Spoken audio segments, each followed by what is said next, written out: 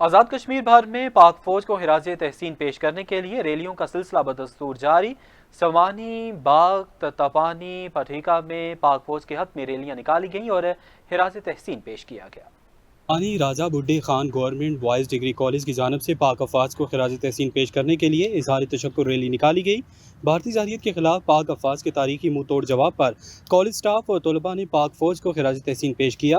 اس موقع پر پرنسپل ادارہ پروفیسر راجہ افتخار احمد اور دیگر نے کہا کہ پاک افواج نے بھارتی جارحیت کا منہ توڑ جواب دے کر پوری قوم کا سر فخر سے بلند کر دیا ہے۔ بھارت نے آئندہ اس طرح کی جارحیت کی تو اس سے زیادہ عبرتناک انجام سے دوچار ہوں گے۔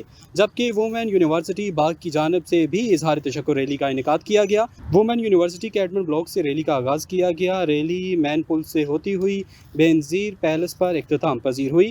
بینظیر پیلس میں تقریب کا اہتمام کیا گیا۔ تقریب سے خطاب کرتے ہوئے یونیورسٹی کے وائس چانسلر ڈاکٹر عبدالحمید نے کہا کہ پاک فوج نے بھارت کو عبرتناک شکست دے کر اپنی قابلیت کا لوہا پوری دنیا میں منوا لیا۔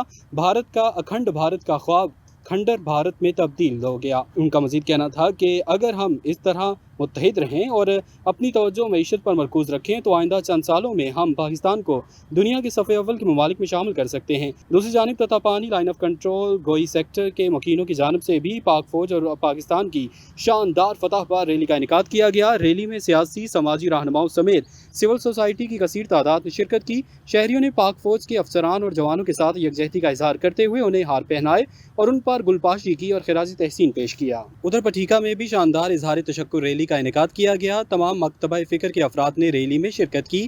ریلی مقامی ہوٹل پٹھیکا سے شروع ہو کر پٹھیکا اڈا بازار میں اختتام پذیر ہوئی، جہاں شرکائے ریلی نے پاک فوج کو خراج تحسین پیش کیا۔